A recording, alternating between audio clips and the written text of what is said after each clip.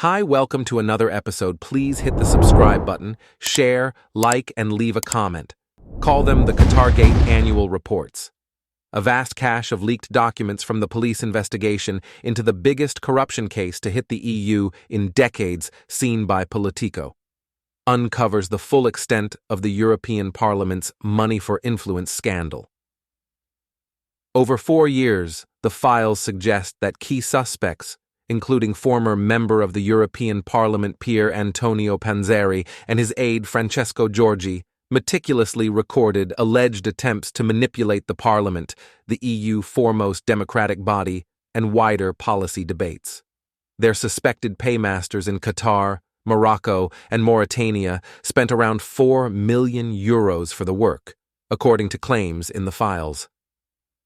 The scandal first came to light exactly a year ago this week, when Panzeri, Giorgi, and other key figures were arrested in a series of dramatic raids involving bags of cash and lurid tales of foreign interference at the heart of EU democracy. The actions recorded in the documents include some with a significant impact on the workings of the European Union, such as scheming to kill off 6 parliamentary resolutions, condemning Qatar's human rights record, and working to deliver a visa-free travel deal between Doha and the EU. But the operations could also be petty. Giorgi once noted that every copy of an unflattering book on Qatar that could be found within the parliament had been diligently destroyed. Among the files seen by Politico was an 8-tab spreadsheet on Giorgi's laptop, seized at his flat in Brussels, listing hundreds of influence activities the network allegedly carried out between 2018 and 2022. The spreadsheet records more than 300 pieces of work, for which the suspects received handsome fees.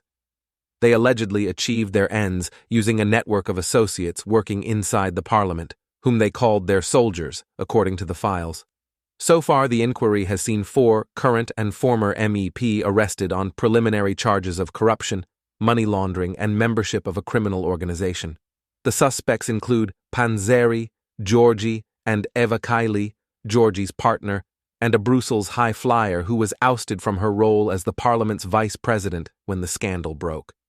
While investigators suspect that Panzeri and his network were manipulating the Parliament on behalf of Qatar and other states, the documents suggest they were also trying to exploit foreign officials' lack of knowledge about EU democracy.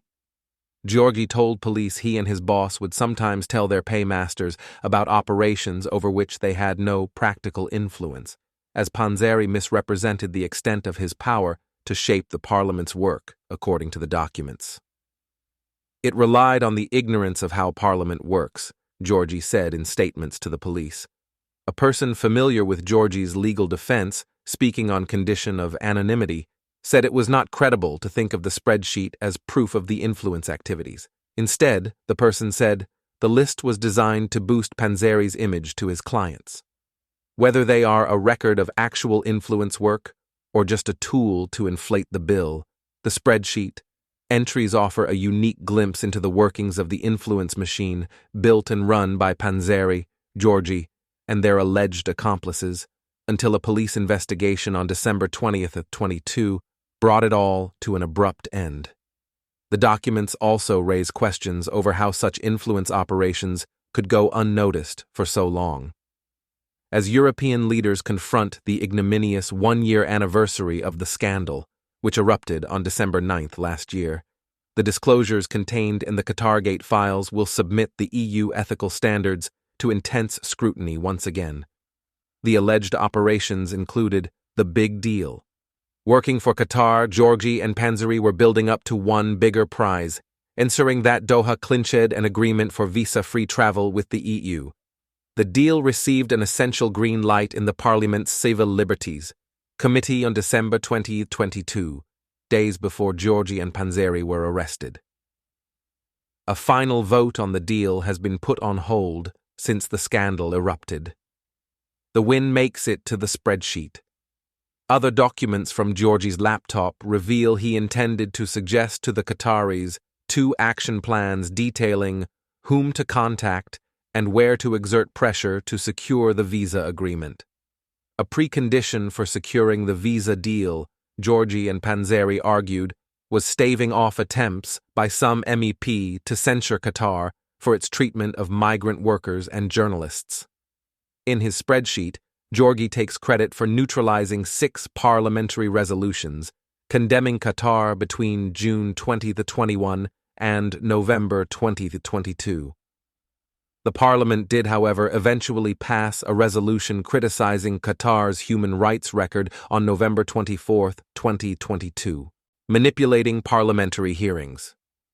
Qatar's Football World Cup preparations were subject to intense criticism over the alleged exploitation of migrant workers. Georgi's spreadsheet boasted they changed the narrative in Parliament on the issue during a committee hearing in April 2021, featuring an appearance by a Qatari official. In February 2020, the suspects prepared detailed notes for an appearance by Qatar's foreign minister at the Parliament's Foreign Affairs Committee. They also ensured the presence of certain MEP for targeted questions. Political attacks on Qatar's rivals. One operation in 2021, for example, targeted the appointment of a senior police official from the United Arab Emirates, Nasser al-Raisi, as the new president of Interpol. Relations between Qatar and UAE, its Gulf neighbor, had been fraught, with diplomatic ties severed between 2017 and 2021. Like many politicians and NGO at the time, Panzeri's friend, MEP Maria Arena, urged EU countries to resist al-Raisi's nomination. Panzeri and Georgi took credit for Arena's letter, though it is unclear whether she knew they were doing so. Another operation targeted Saudi Arabia, which had cut diplomatic and economic relations with Qatar. Panzeri and Georgi billed Qatar for a package of actions, including a series of tweets and film screenings relating to the murder of Saudi columnist Jamal Khashoggi, while strongly condemning Riyadh's responsibility for the killing. Morocco and Mauritania. When it came to defending Morocco, Panzeri and Georgi took pride in passing a parliamentary resolution against Algeria, which they said would benefit Morocco. The team also bragged of clinching a more moderate text on a resolution that criticized Morocco over its handling of a migration crisis in 2021. The resolution censured Morocco for easing border controls and allowing 8,000 migrants, including unaccompanied children, to cross into Spanish territory during a dispute with the Madrid government. According to the documents, Mauritania's main aim was to improve its public image. Georgi's spreadsheet suggested that the group worked to try to stop an anti-slavery activist who had made enemies in the Mauritanian government from winning the EU's prestigious Sakharov Prize for Human Rights. The revelations included in the Qatargate files are likely to reignite debate in the parliament about whether the legislature has itself done enough to ensure similar operations don't happen again. While the parliament has introduced tighter procedures in response to the scandal, many in Brussels regard the reforms as half-hearted, at best. These documents show us that this was a sustained, multi-annual effort to nefariously influence parliamentary procedures, said Nick Ayasa, acting director of Transparency International EU. It happened over the years with multiple people, and it wasn't discovered. So what else is out there? The response by the parliament has been weak, meager, and certainly doesn't speak to the severity of the scandal that happened last December, Ayasa added. Daniel Freund, a German Greens MEP, stated it seems the scheme is a lot bigger than what we had so far learnt. He said the main problem was that the parliament has not conducted an internal inquiry into the impact of the alleged influence operations on its democratic activities and decisions.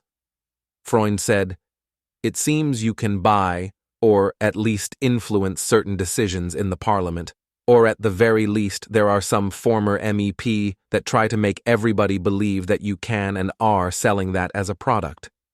A spokesperson for the parliament said, the institution could not conduct an internal investigation into potential criminal activities, but it can cooperate fully and promptly with the competent authorities. And this is what we have done, the spokesperson said. Parliament President Roberta Metsola had personally facilitated the investigation by being present at the house searches of 2 Belgian MEP as requested by the Belgian Constitution, something unprecedented in the EP history, the spokesperson added. Following the first allegations of corruption, Metsola presented 14 measures to reinforce the parliament's firewalls and improve transparency. The legislature has also joined the Belgian legal case as a civil plaintiff in order to detect if any damage to the EP budget has been done in any of the activities and recover the money, the spokesperson said. Panzeri has admitted guilt in a plea deal he struck with authorities, which emerged in January. Georgi has acknowledged his involvement in the schemes, according to the files seen by Politico. Thanks for watching, and see you again in another episode of World Formatics.